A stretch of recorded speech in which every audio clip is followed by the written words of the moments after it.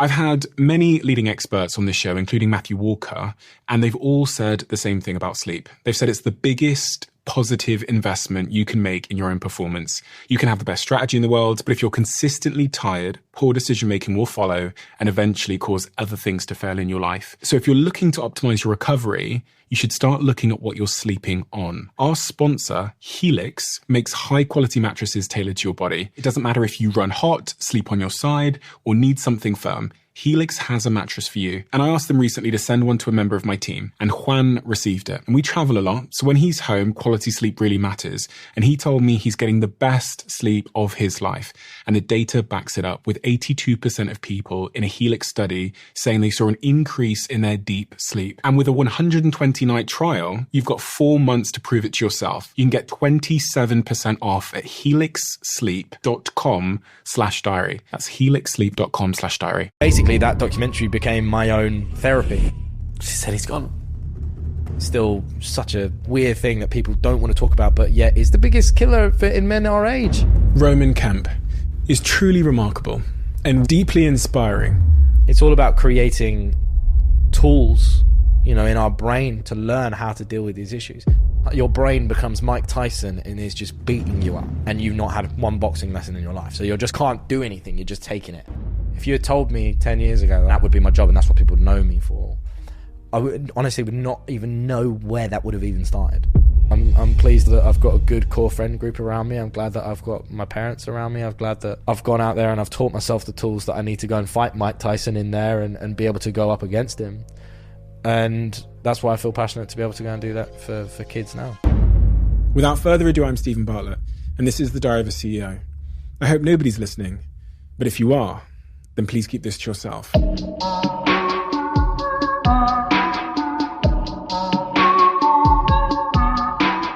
Roman. Hello. What were you like as a kid? Tell me. As a kid, I was, I'd say, verging on attention seeker, and yet always just performing, I guess. I loved mimicking and doing impressions and things like that. Like when I first realized that I could do impressions, I would do them non-stop. And I would go home, I'd watch my teachers and I'd say to my parents, oh, this is what my teacher did today. And I wouldn't just say what they said, I would perform it for them, how they did it. So I think I was very much so like high energy kid. I would say verging on an ADHD kind of assumption, but it was definitely a big change kind of when I went through my teenage years. Brothers and sisters? Older sister, 32. Very different from you? Yeah, but to be honest, like she is, to be honest. She's someone that, her name's Harley Moon. One word. Very pretentious parents, basically. Doesn't necessarily mean anything. I think my parents must have been slightly intoxicated after the birth, and it was a full moon, so they named her Harley Moon. But kids with Harley Moon and Roman at that time were a little bit strange. So yeah, just no greater meaning other than the very pretentious parents. But yeah, she's an amazing kind of person. I got my work ethic from her. From your sister? From my sister, yeah. My mum and my dad are really supportive and they're always like, there in terms of like anything I do is great. They love it. I couldn't ask for better parents. But Harley was the first person I knew that she went out at 15 and was straight away, 14, whatever it was like, I need to get a Saturday job straight away.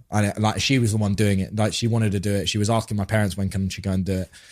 And I used to be there's part of me that was a bit jealous of that because she kind of had this like maturity quite early on where she was making money and she went out there and she became a portraits photographer and then a big celebrity portraits photographer and was being hugely successful. So she was that person that I was like, God, I need to keep up, basically. When you say I need to keep up, basically, a lot of the stuff that I read about you and your relationship with your dad in particular, there was it felt like from reading what I read that there was some issues with you feeling, I guess, not good enough because of the fact that he had been so successful in his career as Martin Kemp. Is that accurate? No, yes and no, because to be honest, I'm so lucky because the parents that I have are so supportive of what I want to do, and it's the same way. However they've parented me is the same way I want to be with my children. You know, I'm a massive family person. I believe that everything I'm doing now is for my family and to create better people.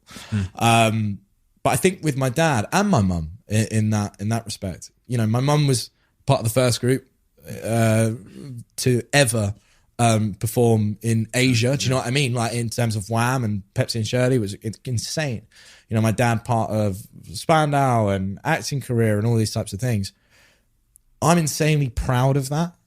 So for me to then say I'm not good enough for it or could never better it puts a downer on those things, I think. So I put it kind of in separate boxes. I'm not trying to emulate them because in my head, they will always be my heroes. I sat here with Eddie Hearn and a lot of other people like Umar from he runs prettylittlething.com and his dad obviously runs boohoo.com, which is, you know, the founders. And that they often spoke to that feeling of when you've got successful parents, it can feel like there can be thoughts that creep in that make you think, often illogically, especially in the case of all those individuals I've described, that you've got like a mountain to emulate, or there's pressure that but that's society. Like I always use this as an example. It's like, you know, you look at any famous kid like that there is.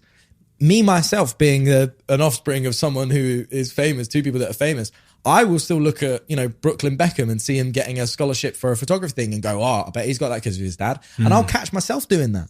But that's a normal thing to feel. I'm sure he hasn't. I'm sure he's got great talents. But I fully understand why people would look at me and go, he's got to where he is because of his dad. Let me tell you, at the beginning, I asked my dad, hook me up, like help me out. And he couldn't, like genuinely, like because of what I wanted to do was different. But I would say with my dad, it's never the pressure, and with my mum, it's never the pressure of how well you're doing and like, you know, tick this off. Look what I've done. You've got to do this. It's not that. The hardest thing with my old man and my mum, for that matter, is the public perception of them is how it is, which is they are so nice. And like they're these amazing people. I always feel like for me and my sister, there's more of a pressure for me to be able to have a good relationship and a wife that in the way that my dad has. That for me is more of a pressure than anything to do with work. The relationship that they have weighs massively on me because I don't want to ever go through a divorce. I don't want to ever, you know, go through problems because they never did. So when people ask me that question, I'd rather like, I'd do anything to have their relationship over their career. Yeah. When you were that age, say like 14, 15, when you were thinking about what you wanted to be when you grew up, what was your aspirations at that point? I signed a record. I signed a record deal at 15, which came through in such a weird way. Like it was like meeting people and someone saying, would you want to try and do songwriting? And I had an interest in it, and I'd worked with a few people, worked in management companies as a Saturday job. And then they were like, yeah, cool, let's do it. And I signed a development deal with Universal Music, which basically means you're the label's bitch, right? Where you'll be a part of any project that they want you to be a part of. So they basically own any output that you have. And what do you get for that? Can do... Oh, but I mean, you got paid at 15. It was okay. And look, at the same time, I was being able to sit in meetings with people who are now heads of labels and you know, meet all these people and kind of grasp an understanding. It's definitely helped with me now, having, you know, interviewed so many artists in terms of what they're going through, because I've witnessed some form of that. And I did that for about 3 years, from when I was 15 to 18. Hey, listen, when I signed a deal at 15 and then I went in to do my GCSEs. No wonder I did bad on my GCSEs. I could care less. I walked into some of my GCSEs. I walked in the room, signed my name, and walked out. I got a U in maths because I signed my name. Wow. I was distracted at that age, and I kind of guess I didn't know exactly what it was, but I knew that world was normal to me. And like the music world was normal to me. The film world was normal to me because I've grown up in it. And I guess that's why I wanted to do it. It's never been anything to do with fame in our house. Do you know what I mean? Like the idea of what you want to do when you're older was never attached to, oh, well, I'll be really famous if I do that. Yeah. What was your first sort of real job then? Real job. Radio? So I basically, I did Universal for a while and worked with, in bands and projects or whatever, right? And I then reached a point where that all ended, like really abruptly. Partly because I just couldn't do it anymore. And it was a lot. I felt like it was a lot to take in. And I remember just sitting with my mum and just like, I was like, must have been 18. And I was just crying. And I was just like, I can't be a part of this. Like, this is too much. Like the expectation on young kids in the music industry is a lot. What was the... Well, it's like, it's a lot. You're putting in your own emotional being into, music or into, this kind of like thing. I guess the only way I can describe it is how, kids must feel if they're young footballers and they're trying to make it and they get cut from teams. It's a lot of emotion going up and down and up and down. You win at one point and then the loss is so hard. And when you're going through puberty, imagine that at the same time. You don't know how to handle that. And what were they trying to make you into, a songwriter? No, so I was part of bands mostly. Okay, so they're putting you in bands. So they put me in bands. Like I was, bass playing, or it was like, oh, would you want to write a song for other people? Do you want to do this, and that? And don't get me wrong, it was an amazing experience and one that I would still do now, 100%. I think that again, it's everything that I've done obviously makes me the person that I am now and gives me the ability to do what I do now. And I just, at that point, had just reached a moment where I was like, I can't do it anymore. So, and then I said to my mum, I was like, I need to do something that is nowhere near media. And I'm just going to go and get a regular job every day. And I ended up getting a job basically just cleaning toilets and cleaning equipment in a gym near me. And I did that for about 1.5 years. And it was horrible. Fucking hell. 1.5 years, is it? It wasn't great. It wasn't great. I went out there. I got all the, PC qualifications and all that type of stuff so that I could work in a gym. But literally, it's just glorified toilet cleaner, essentially. Like I was just cleaning running machines for about 1.5 years. And then during that time, I kind of realized that my creative side was like really struggling in terms of like, I've always wanted to create and do stuff. So I knew how to like edit, film, and I knew how to film as well. And so with my money from working at the gym, I went out, bought a DSLR, started filming stuff and filming for friends and like rappers and like grime music videos and things like that, just to make some extra cash. And then at the same time, like on the weekends, I'd just make my own stuff, like, and I'd put it on YouTube. And I'd just have fun with it. I knew that world was a world because I'd come from a school where I sat next, my classmate was KSI. Yeah. Do you know what? But in that moment, you're like, so I know that's possible. And I think that's something that's so important for so many people when they know it's possible. And that's the problem with, sometimes that's where I think people get stuck in, worst case to say it is a class system, because they don't know what you can do and what your potential could go to. Yeah. But I'd seen JJ do it, I'd see Simon do it, and all those types of kids, and I was like, you know what, this is an amazing thing that they're doing. I'll give it a go. And from there, all of a sudden, it just kind of turned into this presenter role, I guess. Did you ever have an intention of doing presenting? No, God, no. Absolutely not. I would have been very happy just doing camera. Genuinely. I love, like, still to this day, I will stand by the time I'm 60, I want to have at least directed one feature film. Wow. 100%. You'll do it, 100%. No, I know I'll do it because I'll make it happen. I don't care how low budget it is, but I will do it. So tell me about your first proper presenting gig then, and how that came about. There was a football company called Football Daily.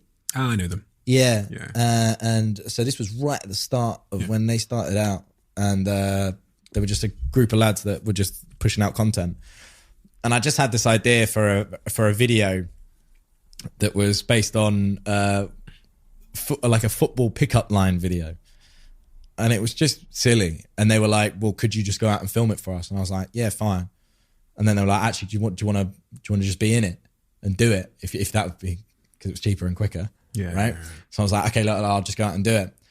And then from that, they then started asking me to go on to like chat about football. I mean, football is something that's so massive in terms of my life. Who do you support? I'm an Arsenal fan. Well, I'm sorry about that. But how are you? Man United. Oh, Man United. Where are you from? London?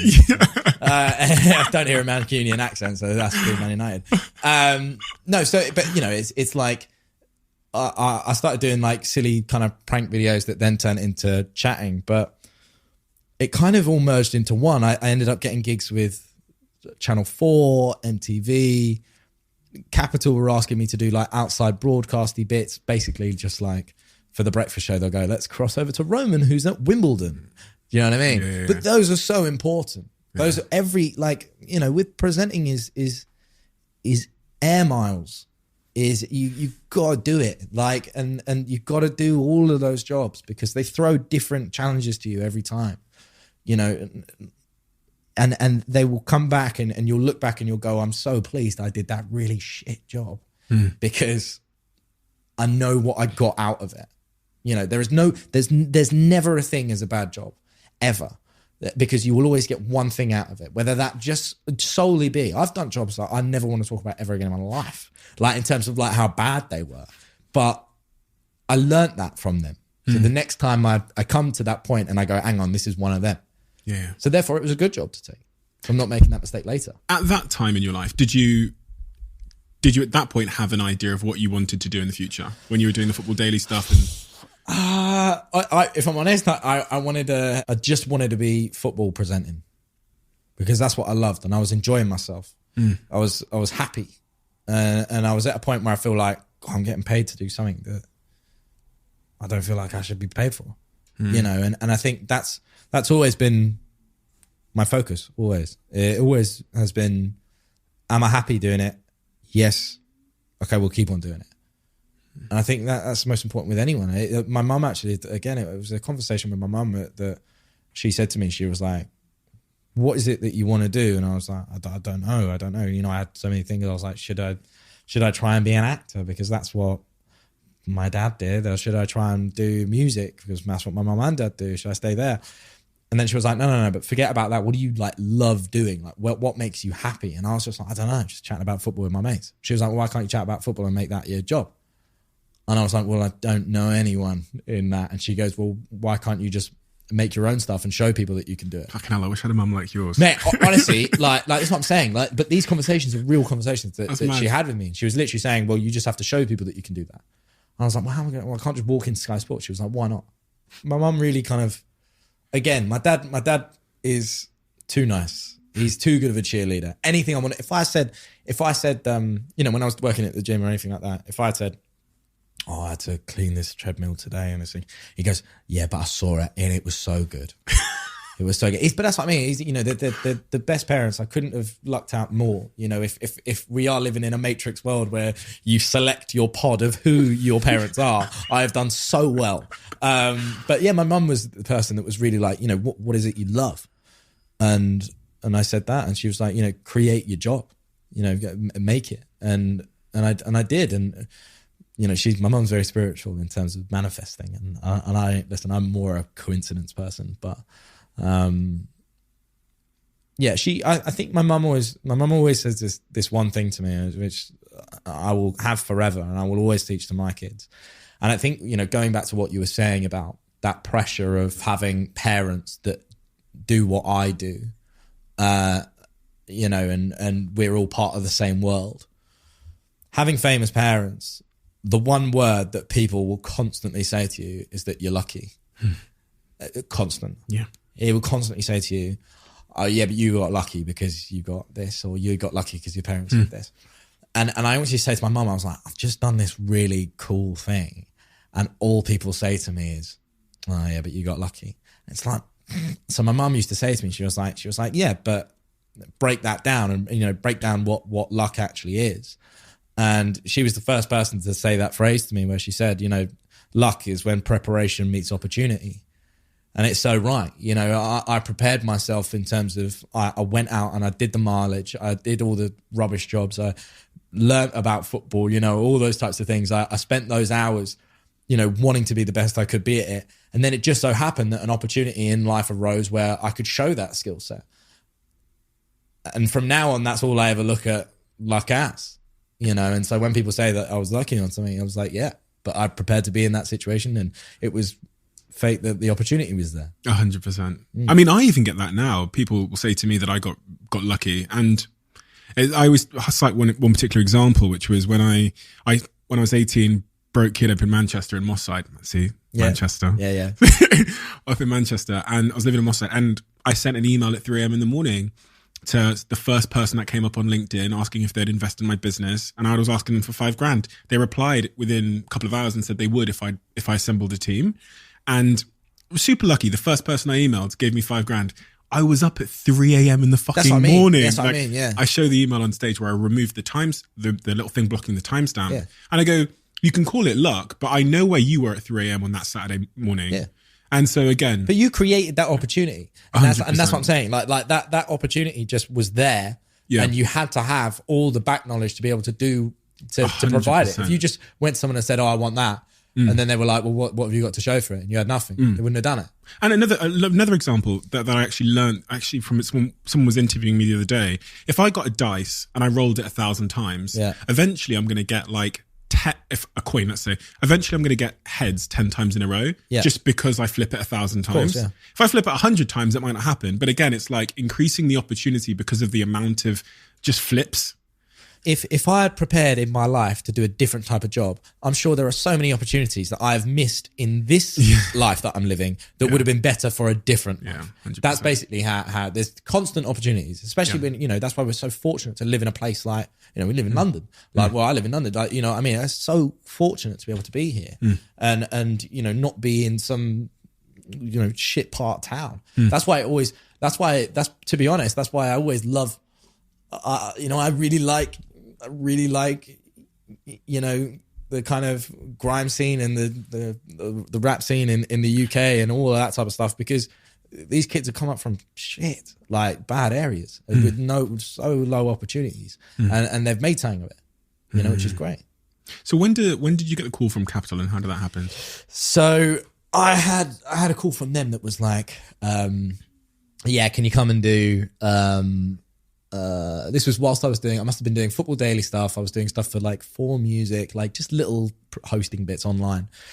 And then someone called me and they said, will you come and do a demo? Like come in and just do like a quick, let's hear how your voice sounds. So I was like, yeah, come in.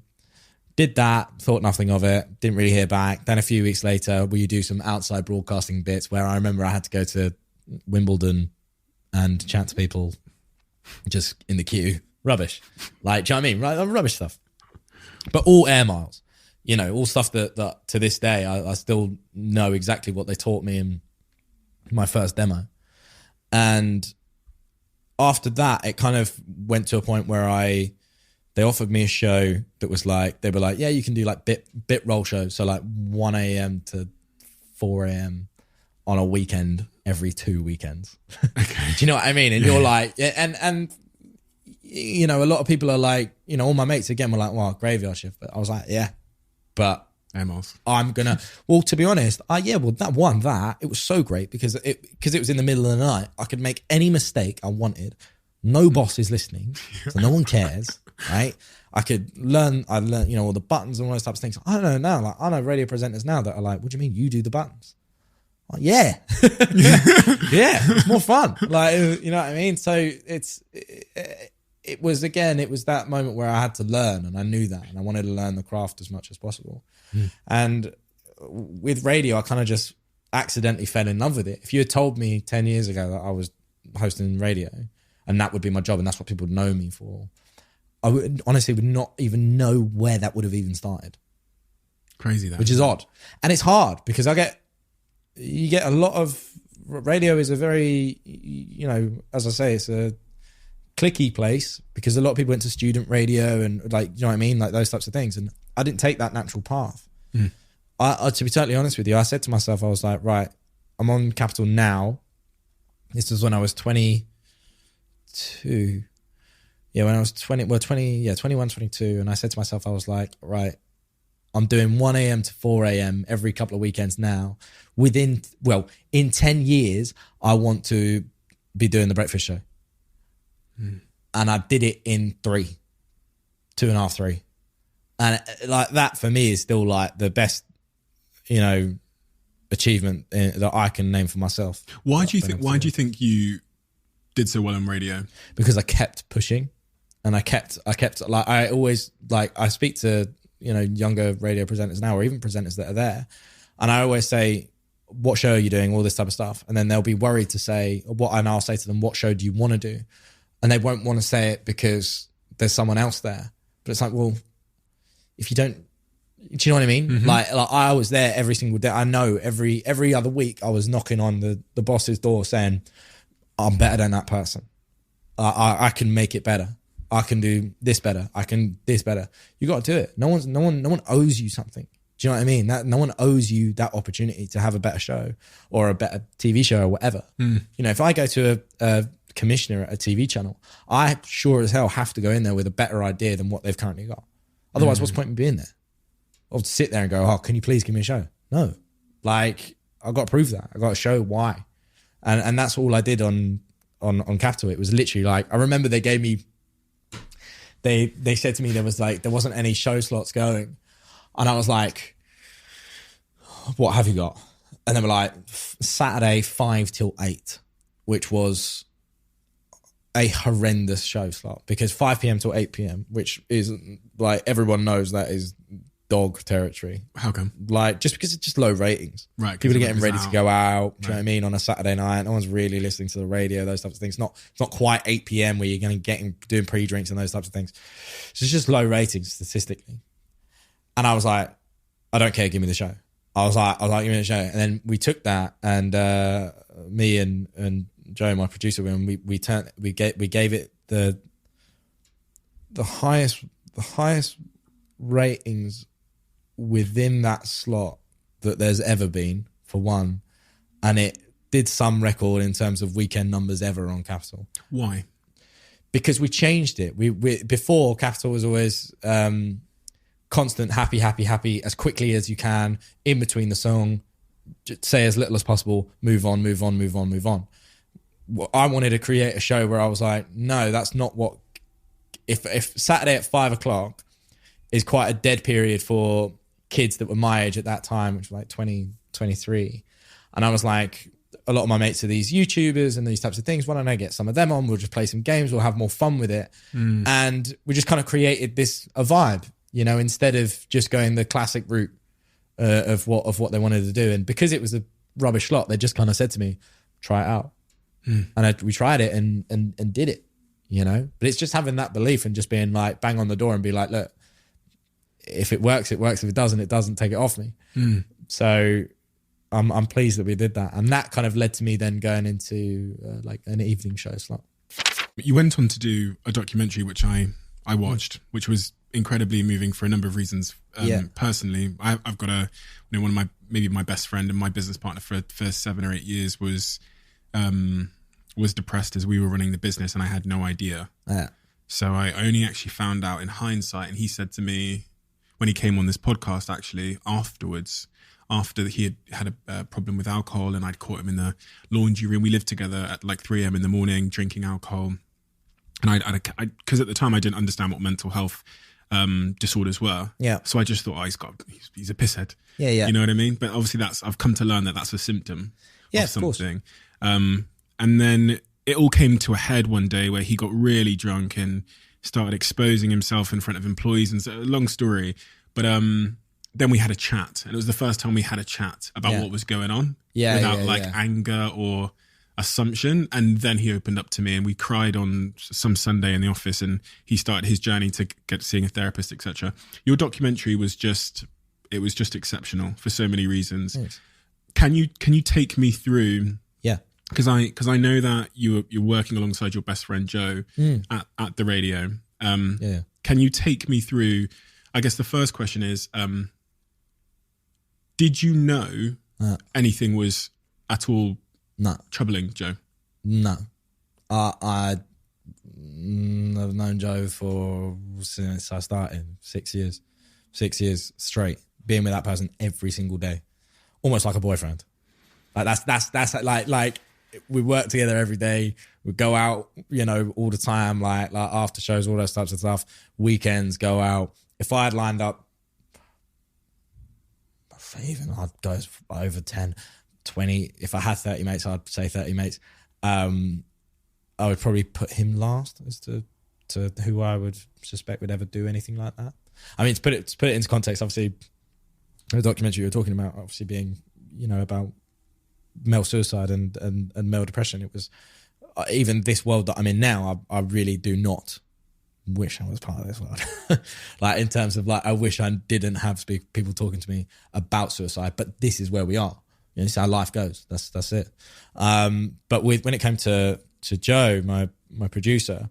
Yeah, he was the first person when I went to Wimbledon that day. He was the first person I met when I did my demo for the first time. He was that person that was there with me. This is someone that taught me everything I know in terms of my professional being now in terms of radio. He taught me everything, and sat next to me, literally 2 foot away from me, every day on every single show. Laugh together, as I say, go out together, all those types of things. But I think Joe took his own life in August last year. And that, for me, was a moment where I had dealt with my own kind of suicidal thoughts and my own kind of depression. And Joe was very much aware of that, which is why it was so strange to me and why I felt like I had this piece of paper in front of me that said everything you know or you think you know about someone that is suicidal, in quotes, is wrong because it doesn't have any form of symptom, because that's why each suicide is different to the next. And you can't nullify it. You can't be like, oh, you'll know someone's suicidal because they'll look like this. You'll never find those answers, which is a scary thought, but it's also, what you said there, like you didn't know that mental health disorders were a thing. That puts you in a higher risk category than it puts me. The majority of men that take their own life have no idea that mental health disorders even are a thing. Most of them think that people are just kind of lying or people are just attention seeking when they say they have depression. That's over 70% of men that take their own life are in that situation. They see it as a means to an end. They don't like what's going on in their life. How do I make it stop? Take your own life. It's so strange. So sorry, in a long-winded way, I would never have thought that Joe would have been that person at all. No. That really does make you think about all your friends, right? 100%. But that's why, like, wow. And look, when it came to making the documentary, Joe died in August. I started making that doc in November. 2 months, right?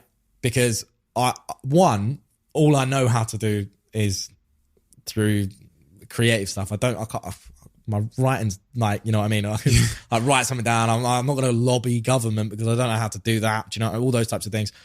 I just know how to make something. And I knew also, selfishly, I knew that if I do a doc, I'm going to be able to meet people that have tried to take their own life. I'm going to be able to meet psychiatrists. I'm going to be able to meet professors and learn the science, because I was so convinced in my head. I was like, I need to know all the things that I need to be looking out for my other friends. Yeah. Basically, that documentary became my own therapy, and people watched it. And I think that's why, I realized after that, like, it is, one, it's everywhere. And two, there's no way of telling. So therefore, the only people that can help those people are their friends. And that's what the documentary is. It's not a documentary about suicide. It's a documentary about friendship and how we now have to take ownership of our mates. What did that journey of creating that documentary and your own experiences teach you about? And this is one of the things that's really fascinated me for a long time, is like, we're seeing this apparent increase in mental health disorders. And I say apparent because sometimes it's hard to distinguish whether it's because of the increase in awareness that we have more people putting their hand up and say, listen, I'm suffering, or it's because of the world has changed, social media, whatever you want to call it, and we're living in a less healthy way. But so we're seeing this, the data shows that there's a pretty significant increase in mental health disorders, things like treatment-resistant depression. I'm actually the creative director, one of the big investors in a Thai, which is one of the maybe the biggest mental health psychedelics business in the world. So I have spent a lot of time looking at clinical studies, and obviously psychedelics comes at depression more from a place of like what's happened to you versus what's wrong with you. Yeah. It's talking about like ayahuasca and stuff like that. Yeah. Like it's a more sort of like trauma-centric approach to looking at depression. What have you learned about what's causing the increase in mental health disorders from your journey? It's tough. I mean, I can only speak from a male perspective, obviously, and I only ever have done because it's so easy. And the thing that I saw the most was, everyone's saying to me, "Wow, it's social media, isn't it? It's social media." But the fact is, it's not. Like social media is there, yes, and it can, create a trigger or anything like that for someone that may be feeling down. I don't think it's the sole purpose. I can also be madly inspired by social media. I can also be made to feel really, really happy by social media. I think the main problem with men is purely down to is almost toxic masculinity. It's our own kind of fault. The pressures that we put on ourselves to be, the person that we want to be, to have the body that we want, to have the things that we want, and to have the job, the family, even the pressure that I put on myself to have the family that I should have. I worry that if I come to like the age of 50 and I don't have that, how am I going to feel?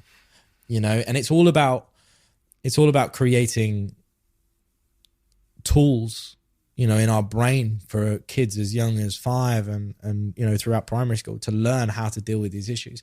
Throughout time, like, people have had depression. It's just how our brains have worked.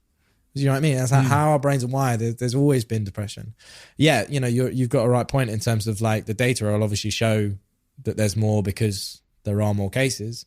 Don't get me wrong, like throughout the pandemic, obviously I don't go too much into government stuff, but I think it's so like grotesque to even trap people in their homes in the way that obviously they did do and not think about the mental health side of things, because they haven't.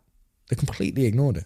Like the government completely ignored how much of a problem mental health will be during the pandemic. People being on their own, not being able to go about their lives, and also the trauma that's going to have later on in life for kids.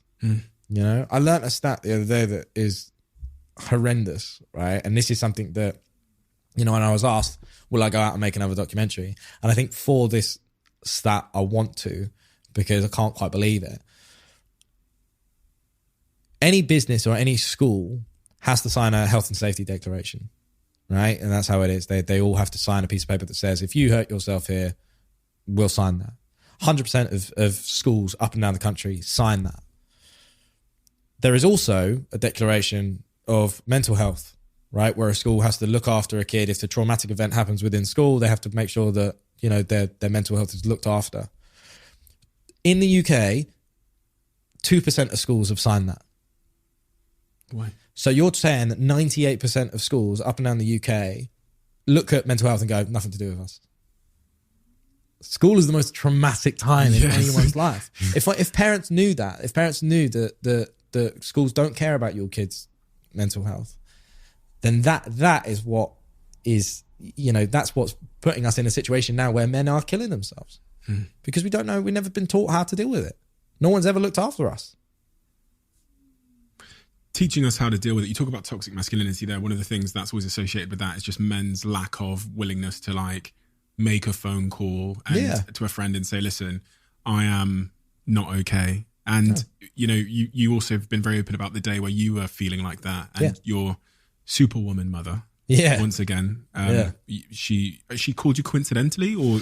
Yeah, coincidentally. Well, it was kind of like, I went to call her and then I texted her a couple of times and then she just called me. Because you were feeling bad, so you text her? Yeah, I mean, people will tell you this, but when you're in that zone, you know, if you're in a absolute spiral, everything goes into a right blur. All I know is that I was in my house and I was in my pants and I could not stop crying and I couldn't stop worrying about everything and my head was going like a whirlwind. Like I was worrying about stuff that wasn't even logical. Like, what was your brain telling you? I can't even describe it. Like it's like the only way it feels like anything in my head that could have been a problem was a problem. Have you ever had like, you know, when you're hungover and or like the next day, I don't know if you drink, but the next day, right? If you have a hangover, you have this like paranoia thing, like throughout, like stuff just makes you feel a little bit edgy, whispery. Like yeah. It's like that, but a million times. The only way also that I talk about it is like, it's like paranoia, and it's like your brain becomes Mike Tyson and is just beating you up, and you've not had one boxing lesson in your life, so you're just kind of like you can't do anything. You're just taking it. Right? And it's like things like you look bad, you've not done this, your tax bill's this, you're this, you're this, you're this, you're this. Are you ever going to do this? You're never going to do this. Blah, blah, blah. Loads of like voices. And at that point, I just said to myself, you know, I don't know what to do. And the only thing I could think about was okay, well, I'll just, you know, take my own life. I'll just kill myself.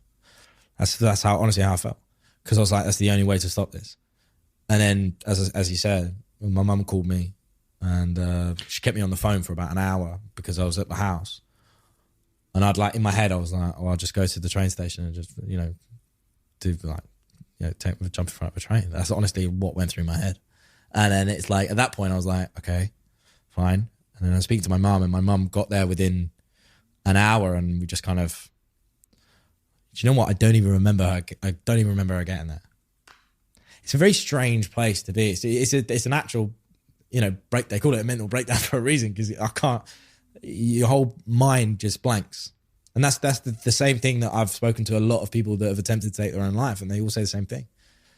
Those moments that you have are completely like just so intense that your mind goes, it implodes.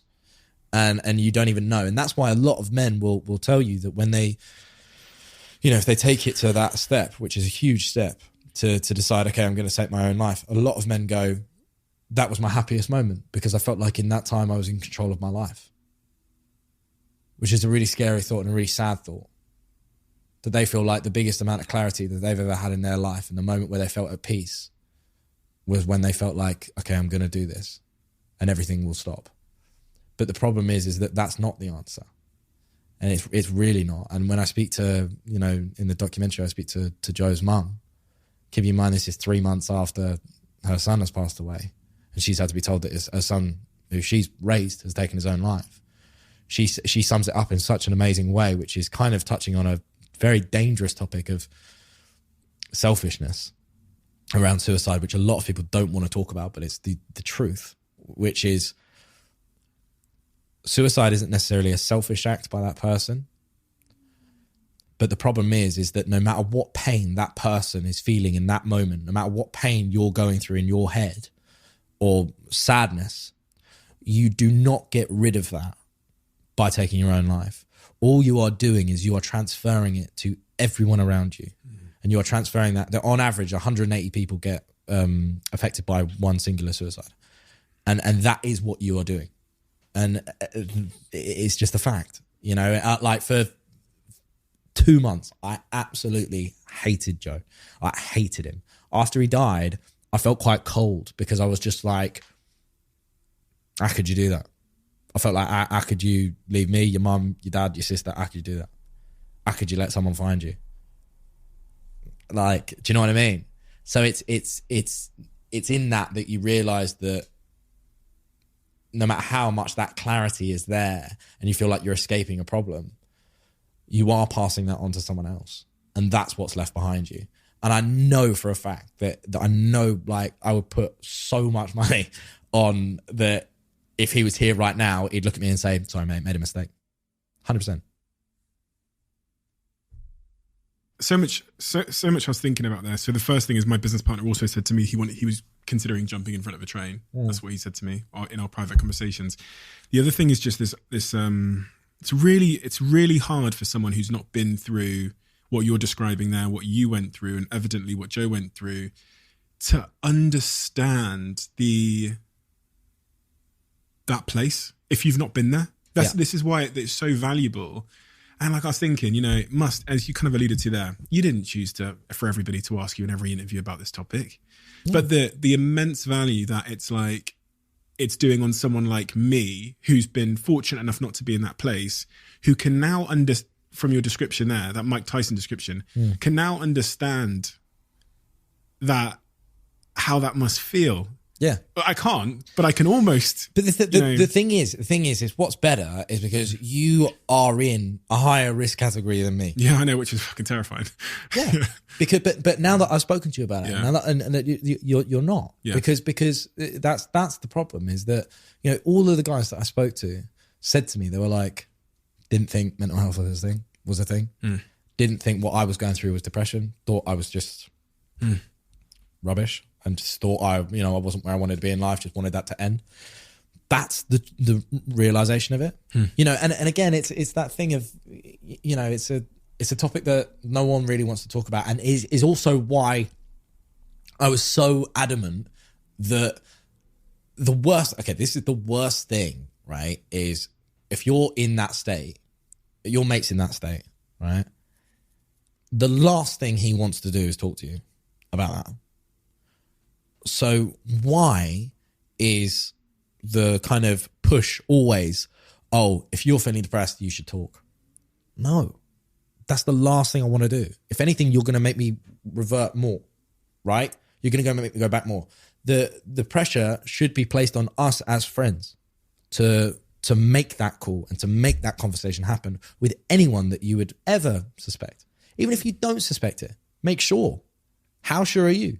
How sure are you of the people in your phone book or your close friends that they're not thinking these thoughts? Not sure enough. But that's what I mean. So all you have to do is have that conversation. But that will take you having that conversation. I always say, I do a lot of talks for businesses about mental health. And I always leave it with, go away today, choose 3 people in your phone book that you speak to regularly, and ask them are they okay, but do it twice. And that's something that I learned from a group of lads who had lost their mate. They now look after each other by asking at the beginning of the conversation, are you okay? Have the conversation and then just go back to it and be like, so tell me, are you okay? Choose 3 people, do that 2 okay rule on them, and tell me that you haven't found something new from at least one of those people. It's fact. Yeah. Like it's so messed up that us as a society, especially living in London, which is just a horrific but amazing place. It's this beautiful, cultural place. It's my home. It's everything, but it is also a treadmill, and you've got to get on it. And if you're not on it, you're not even in the picture.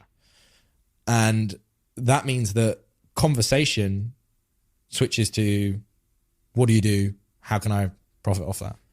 And the most important thing in a conversation should always be, are you okay? When you say to your mates, hey, how are you? You go, yeah, I'm good. Glaze over it like that. Why is that not the most important thing that you ask someone? And it should be. It should always be. And that's why for guys, we forget that. So you have to go, oh shit, okay, well, I'll ask it again. And that is, I want people to be the hero to their friends that I know I wasn't to mine, because I know I wasn't. And no matter how many people say to me, he did what he did because of, that was his prerogative and all that type of stuff. Yeah, for sure. But the fact is that if someone had this conversation with me, I probably would have brought it out with him. And I know if I'd got to the crux of it, if I had asked Joe those questions, if I had said to him, are you okay? If I'd done that twice, if I'd spoken to him, seen how he is, I don't think I'd be here. I don't think I'd be having this conversation. And I want other people to understand that it's up to us as friends. But you spoke to Joe about your struggles. But me. And did he not ever reciprocate and say, well, I've also been... No? But that's his thing. What was he like as a guy in terms of being... Wicked. Was he a guy that talked about deep topics? Like, you've got your friends. Oh, Yeah. Was he talked about deep Joe, topics? listen, Joe is someone that it's ridiculous. Like, I still find it now ridiculous even talking about him, because it's like, if he had known that I was out here talking about him, it's odd. It's odd to be able to be speaking about one of your friends, and like, I don't know, it's odd. But he's someone that was the most outgoing, funny, creative guy. He teetered on genius and idiot constantly. He would have the most ridiculous ideas, and out of 99 of them, out of 100 of them, 99 would be ridiculous, and one would be incredible. And that one incredible thing is the thing that we'd always champion and push forward. But he's someone that, like I say, like every single one of my friend group, I've never known a more smiley person. I've never known someone more happy-go-lucky, more just happy to be there. And that's why I say, if that can happen to him, best believe it can happen to anyone else. Did anybody ever find out what got him to that place, or any did he not leave him? No, again, this is another thing, is Hollywood would make us believe that people leave notes. Yeah. They don't. Over 90% don't. And never know. And that's why it's just, it's a horrible, horrible, harsh thing. And it's so final. That's the problem, is it's so final. Also, another thing is, girls can't be taken out of this conversation as well, because when I worked with the Nottinghamshire street triage team, who are an incredible team of people that are police and mental health expert that go out on calls together. Mm-hmm. So it'd be a mental health nurse with a police officer, and they will respond to a mental health crisis. Right. So someone trying to take their own life, etc. And I said to them, I was like, I went there like in the mode of like, oh yeah, so it must all be guys that you speak to. And they were like, no, actually it's around 90% of our calls are women having mental struggles or trying to take their own life. And then you look at the data and you're like, well, how does that make sense? But the problem is that us as men, being men, we choose more final methods in terms of how to end that pain. And that's the unfortunate reality of it. You made that documentary. Mm-hmm. It was everywhere, and everybody was talking about it. Yeah. Really, really far reaching. In fact, I know that the amount of people calling suicide and sort of mental health support lines shot up drastically. Yeah, it's amazing. Figure. Yeah. It's like 700% or something crazy like that. Yeah. 720 odd percent. But with that, you then carry this, I guess, this like social, you become the ambassador for something, right? Mate, I do not want to be the ambassador for it, but that's how life is now. And the only reason why I'll go out there and do it is because of Joe's family, genuinely. Like, it's not easy, right? Talking about that. No, it's not. Like, I'll give you examples. Like, I'll go to parties now, and you like the main thing that like lads will come up to me and talk to me about is how they feel, which is nice in a way. But it's a lot. It's a lot. Yeah. I won't lie that it's a lot.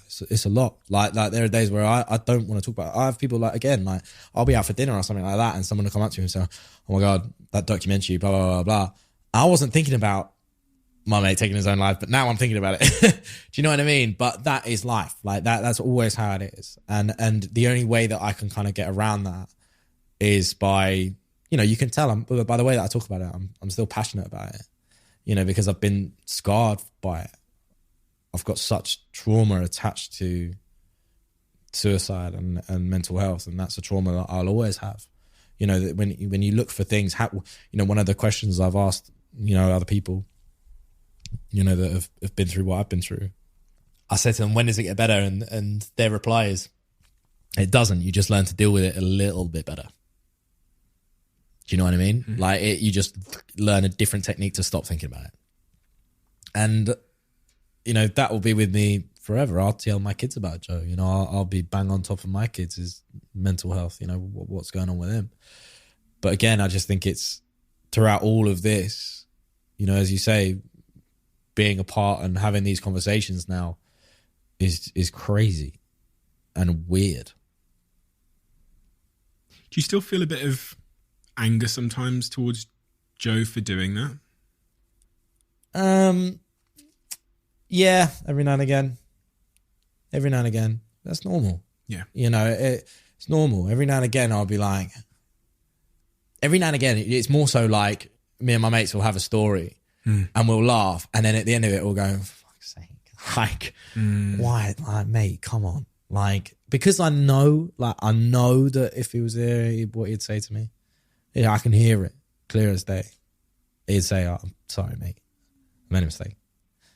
And that's what's so sad. And it's like, I know that whatever it is that he was going through, it ain't worth. And it never is worth, no matter what anyone's going through. Is that this it's not an option. It's not an option. I'm mistaken because I can't remember her name, so please forgive me if she ever hears this, or friends of her ever hear this. There was a mum that recently got the wording changed around the phrase commit suicide. So now that is not a phrase that should necessarily be said. So it's always, you would refer to it as take your own life, because to commit suicide is actually an illegal act. And therefore a lot of parents were left with a child who, if they had written it down that they'd done that they would go down essentially as a criminal because you're committing an illegal act. So that phrasing is gone now, which is quite nice. Is a nice thing. But you know, suicide is still such a weird thing that people don't want to talk about, but yet is the biggest thing. Think how many cancer adverts, think how many testicular cancer adverts you see on a daily basis. Now, put that together with how many male suicide adverts do you see?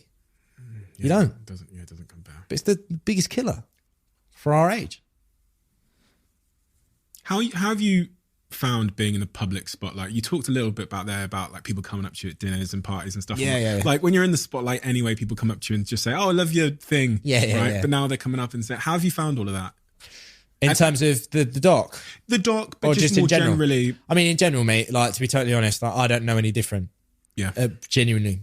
Because I, like, it for me, it was, it's like, in the same way that I could say to you, how is it, in that bit, how is it hitting puberty? It's like you'd seen people above you go through that, so you kind of knew what to expect. Oh, okay. And you'd kind of dealt with it. Do you know what I mean? Whereas, like, for me, because I was...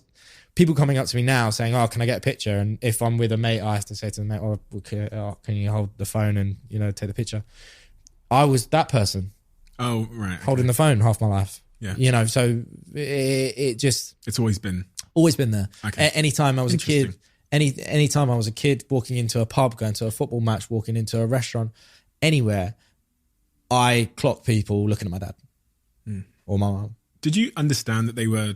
like famous? Yeah, mate. Loved it. Yeah, loved it. Loved it. Like, put it this way. My sister was always really shy. My sister was always really shy of it. And my dad always tells a story where he said it was a show and tell at school. And I must have been about 6. My dad was in EastEnders. He'd just joined EastEnders. And his character name was Steve Owen in EastEnders, right? And it was a big thing that he was in there. And the firemen came to school, like, to show the fire truck and to, you know, show how this is our equipment and all that type of stuff. And they said, "Any questions?" And my dad and my mum said, I put my hand up and said, "You may think that's cool, but my dad's Steve Owen." So I've always been insanely proud of my parents, you know, like, and you know, I credit them for, you know, my dad has always been very patient with everyone, and in terms of like people wanting pictures or stuff like that. And he always does it. So yeah, he always does it. But he taught me something else, which, you know, we had a little bit of a chat about this before, but he's never let me take pictures with people ever, and I don't do that, and I get told off about it. Because people are like, "Oh, if you're hanging out with this person, you should take a picture." Oh, so if you want to take a photo with like Justin Bieber, then he's not going to. Yeah, even footballers. Right. Like when I was a kid, all I wanted was like, you know, to take a picture. If I met a footballer, I'd want to take a picture. He was like, "Nah, enjoy that moment with you and that person. A picture is nothing. You know, it's gratification for someone else to see it." He goes, "You should enjoy that moment, live it with your eyes, and speak to them. And if you really want to, you know, make a moment in that person's life, go up to them and say, you know what, I really, really like your work. I really appreciate what you've done. I really like this." That goes so much further than, you know, if someone came up to me and said, "I just want to let you know that I really like what you did." That means so much more than anyone just running up to you and going, Have a picture. Yeah. get a picture, take a picture, run off. Yeah. It's like, do you know what I mean? Yeah. Like, you know what I mean? You must go through the same thing. Yeah. You know, if someone came up to me and said, mate, I really love your podcast.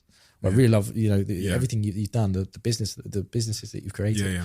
Means so much more. Yeah. So I'm always pleased about that. So yeah, so fame in terms of, for me, has always kind of been, there's pros and cons to our jobs now. Fame is a con, is a bad part of it. The good part is that we get to do fun stuff. Interesting. The good part is you get to speak to interesting people. Yeah. Sat here. The con is that when you're out for dinner, someone may have watched that conversation and want to interrupt you and talk to you about it. Yeah. Or like, I went to the like United away game the other day, and I always get it in certain places. So like whenever there's a younger demographic, Dragons is going to change that. I was talking to my team this week because like BBC One's a slightly more parenty audience. It will really change that. You'll see that. Yeah. So when I'm at Old Trafford in the like gallery area, which is all predominantly a little bit older people, no one bothers me. If I go to an away day, honestly, last week someone had their arm around me the whole game. I love your, showing me on his phone. Look, I love your podcast. Look. And I'm like, please, can I watch the game? Yeah. He's like, come on. He's like, and you know, and you're thinking, I'm wearing a fucking hoodie and like, you know, but that's why COVID was a good thing in that sense. Well, yeah, it was a really good thing. No, it's actually a conversation I started having, and you've experienced this much more than I have, which is just, will there become a point where I become more of an introvert and don't want to go to places because of the amount of people that are like, it's exhausting, right? And I don't want to be, I'll never be an arsehole. I know that for sure. I'll never say tiring. no. It's tiring, right? It's tiring. For sure. But naturally that will happen because your life changes. Like you're going to be on a TV show that is watched by millions of people. Like that's, you know, it's what my dad always says, you know, and that's why he always says to me, you can't, you know, people that get angry at fans or whatever and like, you know, or rude to people, you can't put your head above the parapet and not expect to get hit. Yeah. Do you know what I mean? Like, how can you do that? Like, you're choosing to go on a show that is watched by millions of people. Yeah. So therefore, if you go out, you need to be more careful. You need to, understand that people are going to want certain things, and that's fine. But that's just the world.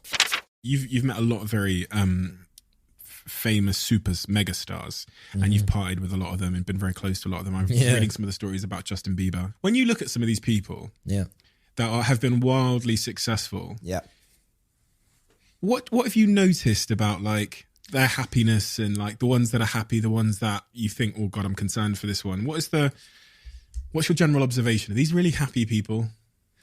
Honestly, I think it's all about the values. It's always about what are they doing it for, you know, and the family life. You know, there's people that what I always find so interesting is I think one of the reasons why I'm able to again do the job that I do and speak to those people who are on such high pedestals is because you got to remember that I've grown up with a godfather who is or was and still to this day one of the most famous singers ever in George Michael. And growing up with George, I saw very quickly that the more famous you get, it does not become more fun. It doesn't. You don't know who's your friends. You don't know those types of things. And I think that can lead people to be into a bit of a troubled situation. You know, you get approached by, so you don't have a good core friend group, like a big core friend group, that could lead to everyone around you being yes men that just want to be on the payroll, that will do something because they think that it will help in their career and those types of things. I'm uber fortunate. I've got a really nice friend group, and the artists that I know, you know, speaking from a music background, the artists that I know that have those incredible friend groups are just amazing people. Like Ed Sheeran? Yeah, Ed is incredible. But Ed's values are so correct, you know, and his parents are lovely people as well in terms of, you know, I had the pleasure of, you know, having dinner with his dad and stuff like that. And like, they're just people that understand that this is just fun. The creativeness is just the fun, you know, all the fame and those types of things are just a side note. You know, Ed does everything he does now, I'm sure, because he's so family orientated. And that's so important. You know, he's married to Cherry, who's his childhood sweetheart. You know, it's the same. I'll give you another example. It's like Niall Horan's one of my good mates. Niall's friend group is all his friend group from School, isn't it? young, and they will kill him like in like conversations or like, do you know what I mean? Like his cousins will rip him to shreds and all those types of things, and all it does is just ground him constantly. And it's that grounding nature that if you don't have that within this world or that world, you're gonna struggle. Justin, for instance, was someone that was taken at like 9. He didn't have a chance to build a proper friend group. Didn't even have a chance. And so you worry for people like that because, you know, that's why, you know, he's now found faith and that's his thing. And that is his grounding moment in his life. And his wife, of course, she's a... Exactly. Yeah, she seems to be a good egg. That's what I mean. So it's, you know, for him, he has those things. For me, it is those cool group of mates. And you must meet a couple that you're a bit concerned about in terms of... Always. Because I've met a couple of, you know, famous people and I thought, fucking hell, they're not happy. No. You know? 100%. Could you feel it when you meet them with their energy? And they, all the time, instantly. Yeah, instantly. There's a few people that, you know, I don't even know that well and I've ended up having to reach out to because I feel like I probably should. And it's sad. It's a really sad, like, sometimes it can be a sad existence. Money can make you feel amazing, 100%. It can buy happiness, but that happiness can run out. Like, that's the thing. As quickly as your bank balance can run out, that happiness can run out. Like, and people struggle. Like, people really, really struggle. And this is another thing what I learned with making the doc about suicide and talking about, you know, mental health was the first thing I saw when people heard it, like a press release came out saying that I was doing a documentary about suicide. Twitter was like, what does a celebrity kid know about struggling and blah, blah, blah, mental health and these types of things? But the thing is that it's all, you know, those struggles that you see artists going through or, you know, addiction problems or those types of things, it's all just, it's only relevant to what their life is. You know, the problem that someone in a lower class system has in their head will be just as high as someone in a upper class system because it's just relevant to the circumstance. And it's big in their head. And that's what people have to understand is that no matter what the problem is, you know, people say, oh, it's an upper class problem or whatever. Like first world problem. That's what people say, right? It's not that that's not to be looked at. It's just something that's what's affecting you. And you don't wear a uniform for depression. There isn't a job title for depression. Yeah. You know, one of the things you said at the start of this conversation was about one of the expectations that you do feel a bit of pressure to meet is the one in your sort of romantic life, right? Yeah, I've struggled with that for a long time. I've got to be honest. Yeah, struggled with girlfriends, dating, all that stuff, Tinder, all of the way that people date in the modern age, and just like finding good people and really putting the effort in because I can't be bothered with the small talk. Yeah. So tell me about that. Are you a single man right now? Or? I'm single right now. Yes. Yeah. To be honest, it's like. My one thing that I struggle with, and look, I've had girlfriends that, you know, in the past where I've been an absolute arsehole and like, of course, like, do you know what I mean? Like, and I've let work get in the way. I've let that lifestyle kind of get in the way.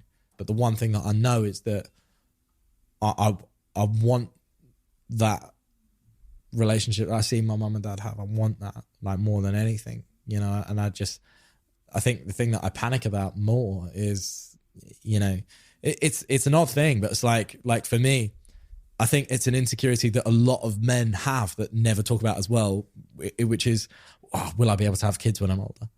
People never talk about that. But like, I never hear any of my mates talk about that, but I'm always like, that's my biggest fear. Someone says, what's your biggest fear? That. Because I think that my sole purpose on this life is just to make other people that are nice. Like, that's how I feel. So, you know, for me, I'm such a family person. I feel like at this point in time, I worry that if I got into something, would I be able to give that person what they deserve in terms of being a partner? Because I am work focused and I do like, and I'm enjoying my life right now. I'm enjoying doing what I'm doing and I don't want to like defer from that.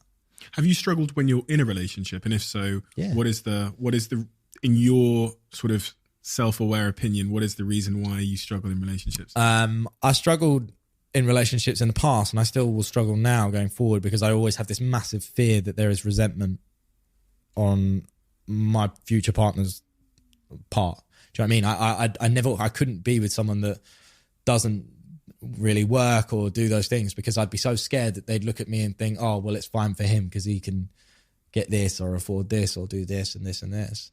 Do you know what I mean? I always try my best to make sure that I'm with someone that I can raise up as much as people on the outside raise me up. You know, because that's a horrible thing that I see so much. And look, I go through it even now. Like, you know, people come up to me and they go, oh my God, your dad, he's such an amazing person, blah, blah, blah, blah. Do you ever think about you with your dad and with your dad and all this type of stuff? And I'm like, look, my mum is wicked. Like, do you know what I mean? And that, I think that worry that I always had with my mum, and I always felt like I had to stand up for my mum and be like, hang on, she played at Live Aid as well. Do you know what I mean? She had a #1 record as well. I always feel like I worry that about that in a partner, and I want to always make sure that a partner knows that no matter how many people are coming up to me and saying, oh, you know, you're doing really well, I'll always be there and say, yeah, but she's doing this. That's so interesting. You know what I mean? Do you know what?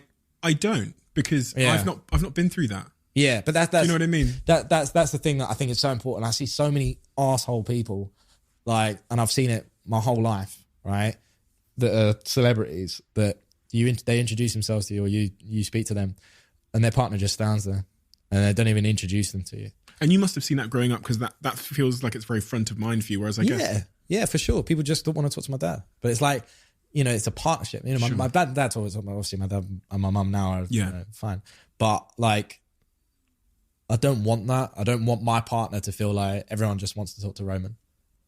I don't want that. Like, I really don't. Or for my partner to think what I do isn't as good as what he does, or doesn't earn as much money as what he does, or doesn't, you know, get as much gratification as he does. Does that mean that you go for? No, it means that I love like women that have their, you know, life going on, or like are busy, or those types of things. That attracts me more than anything. You know, you look at the girls that I've dated in the past, they're girls that are doing their own thing, and they're fucking good at it. Like, and you know, and it's one of the reasons, to be totally honest with you, it's one of the reasons why I don't really date English girls. Ever. I love someone not knowing what I do for a living. I love someone not caring at all. If I was to ask one of your two last exes, if I said, why did your relationship with Roman end? What do you reckon they'd say? Too focused on work, too focused on what he's doing. I'd say that. That's interesting. I was that guy for a long time. Maybe still am. Yeah, but there's nothing wrong with being that, and that's what I have to learn. There's nothing wrong with being that, because if you are happy in your life, if you are, you know, getting that fulfillment, which I feel like I am, then that's okay. There's a time for everything. Yeah, I see it as, for me, it was like a chapter.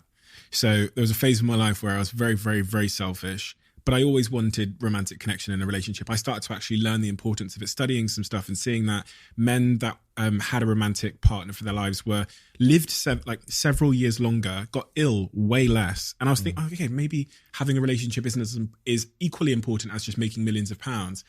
And then I started to feel, I don't know, you get older, you've had a lot of sex with a lot of people that you just can't remember. Yeah. And you thought, well, that wasn't it. That didn't feel great the day after. So you go, okay, this is more substantive to have a meaningful relationship. And then I started to realize that, okay, this is only ever going to work if I compromise a little bit sometimes. Of course, yeah. And also find someone worth compromising for. Yeah, but a relationship is all about a compromise. Yeah. That's it. I had to learn that. It's always about compromise. And it's about finding someone that is your best friend, not about, you know, someone that you just find really fit. Are you compromising, do you think? At the minute, I'm not, because I feel like at this moment in time, and I'll be totally honest with you, after I lost Joe, after Joe died, I kind of got in this mindset where I was like, do you know what? I just need to live my life. I just need to do what I want to do, and not feel like I didn't want to get into a relationship, because I felt like some of my relationships, or some of the moments that I've been with people, I feel like I wasted my time. Yeah. And I can't not feel like that. So many girls feel like that about guys that they've dated. I'm sure that listen to this podcast. And I felt like that too. And I felt like, you know what, why was I trying to compromise when I need to enjoy myself a little bit, you know, and find that kind of happiness. And I firmly believe that time will come. I'm definitely a relationship person, 100%. Yeah. But, you know, I believe that time will come. But right now, I just know that it's more so in my head, it's like, I know that I could get into seeing someone or whatever, but I just know that it'll reach a point where I can't give them what they deserve. Right now. And a girl doesn't deserve to have someone that might be too tired that day to even text them. Yeah. Do you know what I mean? Yeah. Like, and I'm someone that likes my own space, so it's hard. So looking forward at the future then, one of the things you said earlier was that you are the type of guy that like knocks on the door of your boss's office and says, listen, I want that show. This is what I want. So tell me what it is that you want looking forward professionally in your future. My as to where I am right now, I'm very happy where I am right now. Like, very happy. Therefore, I'm not urging myself to knock on any doors, genuinely. There are things that I feel passionate about, which I really feel like I'm going to make this and I want to make this. Going back to, schools and mental health, which I think is a really important thing. And I have a platform and to be able to do it, so I will do that. I think the common question that I always get asked is, oh yeah, so what's the next step? TV? And it's like, no. I'm 28 years old and I've got, in my opinion, the best job in the UK. I get to wake up every day and feel like I'm back at school, waking people up every day. That time will come, that pressure that I'll put on myself to go and find the next thing or to think about where I want to move next will come later on. Right now, I'm in a genuine position where I love what I do. I get up at silly o'clock, but second I'm there, I'm happy and enjoying it. And I don't feel like, we spoke about this earlier on, as a presenter, if I came out of radio tomorrow, I'd be worried. I'd be thinking, oh shit, have I been on TV enough this month? Have I tweeted enough? Have I done Instagram enough? Like, I love the fact that my job now, I don't have to think about that. I don't have to post on Instagram if I don't want to, because I've just spoken to 7 million people that week. Do you know what I mean? And been with them through a journey every single day. The pandemic was an amazing thing. Like, in terms of, I remember I had 2 weeks holiday in April 2020, and I was going to take it. And my dad called me. He was like, "You can't." I was like, "What do you mean?" He was like, you can't go on holiday. He was like, this is like the most important time that you will ever have to be with people and go through this with them. You can't just walk away. They're relying on you to do that. This is your responsibility to do it.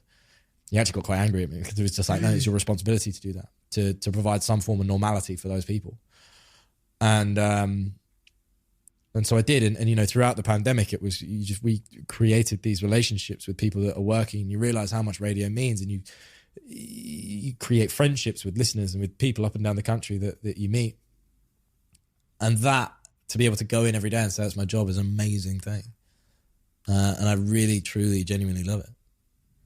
In the spirit of one of the things you said to me during this conversation, now that we've been talking for a little while, I feel like I have to ask you, how are you doing? I'm doing all right. There are bad days. There are bad days where, you kind of think, do I really want to be in talking about suicide? Do I really want to be going over a trauma that's in my head? Do I want to sack in the whole job and just, I've got enough money now to live a nice little life somewhere quiet and just go and do that? But I think those are all kind of moments in my life that are, moving forward. And like you said, like, I think there's so much more life for me to learn. I think that I am happy. If I think about it, I am happy. I'm proud of the things that I've achieved, little things that I've achieved. Whenever people ask me, what am I going to do in 5 years? I'd rather say to them, well, this is what I did 5 years ago. The last 5 years look pretty decent. So I'm comfortable in my, ability moving forward. I think that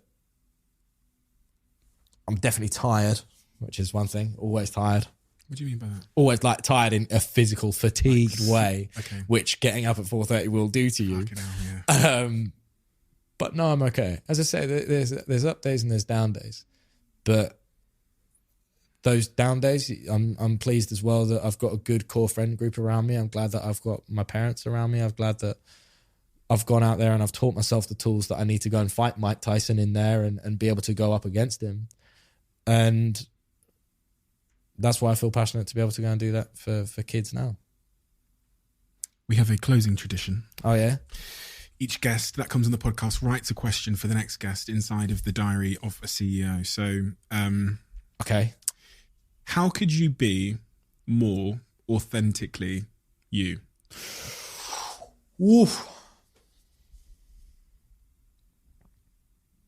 By being off my phone, I'd say. And I mean that just because when I did I'm a Celebrity, Get Me Out of Here, that was the happiest I've ever been. Easily. In there, I was Ro, which is what my friends know me as. That was me. Like, this here is someone who has to work, has to do all these types of things and has all these other sides. But there, I didn't have any phone, no expectation, no nothing. I completely forgot the cameras were on you, all those types of situations. So for sure, the more I can stop working and enjoy moments without work, that's how I can be more authentically me. Interesting. Thank you so much. No worries. Honestly, Roman,